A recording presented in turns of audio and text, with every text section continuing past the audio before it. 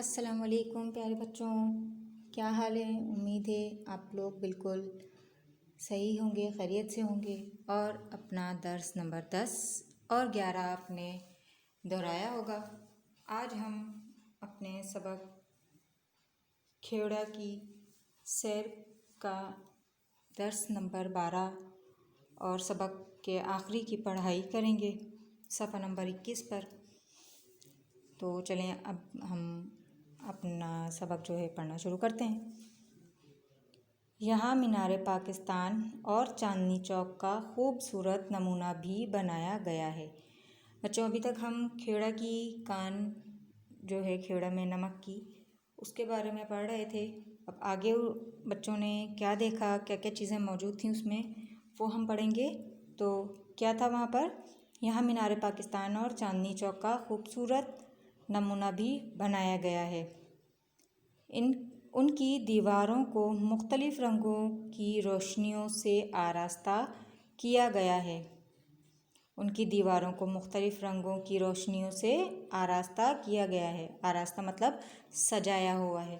بچوں جیسے یہ اس تصویر میں آپ کو نظر آ رہا ہوگا، یہ مینار پاکستان کی چھوٹا سا نمونہ بنایا انہوں نے نمک کی کان کے اندر۔ مختلف رنگ برنگے نمک کے پتھر اور اینٹوں کو ملا کر اور یہ لائٹیں لگا کر اس میں خوبصورت رنگوں کی روشنیاں۔ تو یہ دیکھیں، جب یہ تصویر میں اتنا خوبصورت نظر آ رہا ہے تو آپ سوچیں جب وہ بچے اپنی آنکھوں سے دیکھ رہے ہوں گے تو ان کو کتنا مزہ آ رہا ہوگا، کتنا لطف اندوز ہو رہے ہوں گے وہ۔ تو چلیں ہم ابھی فی الحال پڑھ کر ہی گزارا کرتے ہیں۔ آگے ہم پڑھتے ہیں۔ ہلکے گلابی رنگ کی نمک کی اینٹوں سے بنا ہوا شیش محل سب کی توجہ کا مرکز بن گیا۔ ہلکے گلابی رنگ کی نمک کی اینٹوں سے بنا ہوا شیش محل سب کی توجہ کا مرکز بن گیا۔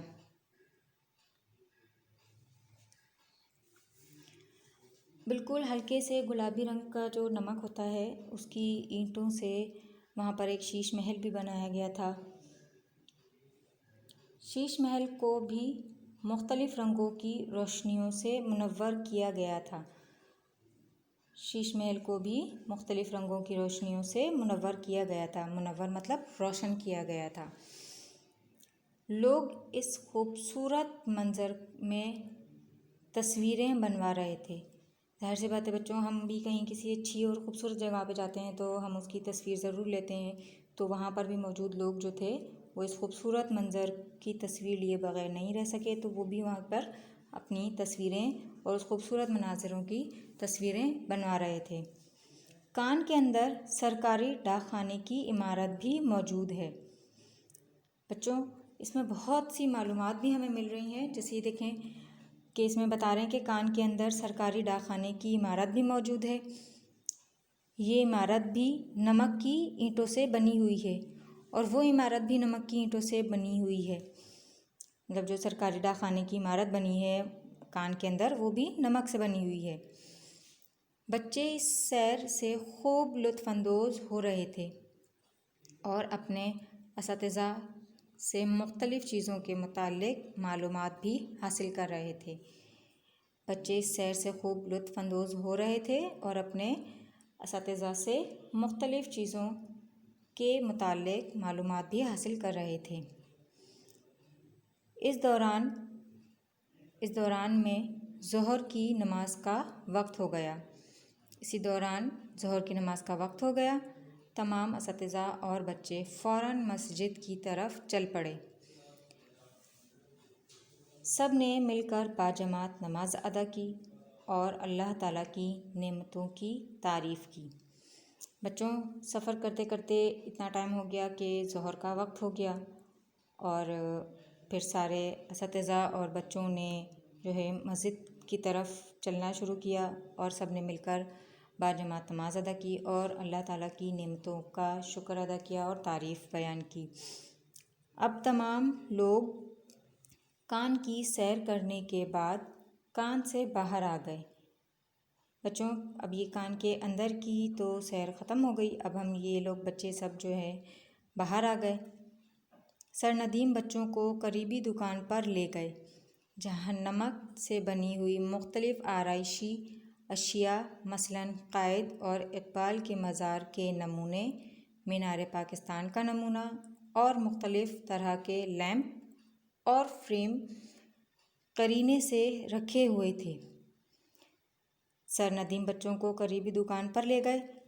وہاں پر بھی ایک دکان تھی جہاں نمک سے بنی ہوئی مختلف آرائشی سجاوٹ کی چیزیں موجود تھیں، مثلاً قائد اعظم اور اقبال کا مزار، ان کے مزار کے نمونے، مینار پاکستان کا نمونہ اور مختلف طرح کے لیمپ اور فریم بہت طریقے سے قرینے سے طریقے سے رکھے ہوئے تھے۔ بچوں نے اپنی اپنی پسند کی اشیاء خریدیں، پھر سب بس کی طرف روانہ ہوئے۔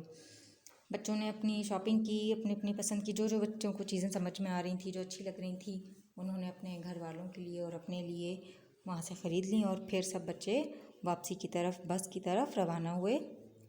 بس میں تمام بچوں کی حاضری لگائی اور یوں واپسی کا سفر کا آغاز ہوا۔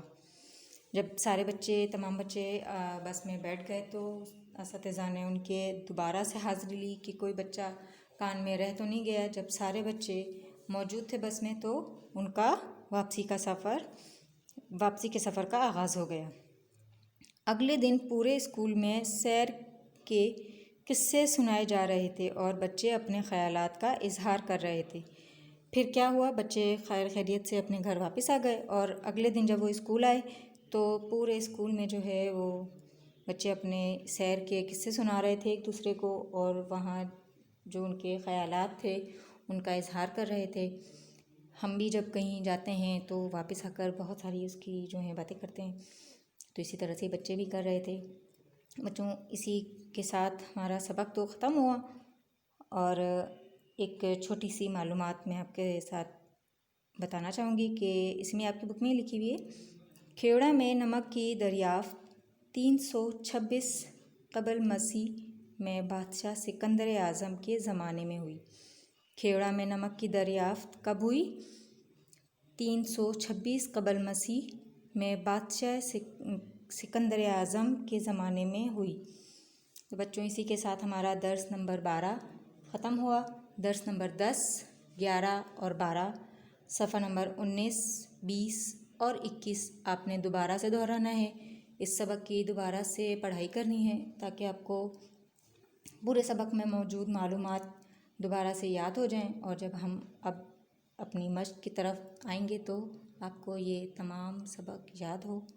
اسی کے ساتھ اجازت دیں، اپنا بہت خیال رکھیے گا اور اپنی پڑھائی پہ توجہ دیں۔ اللہ حافظ۔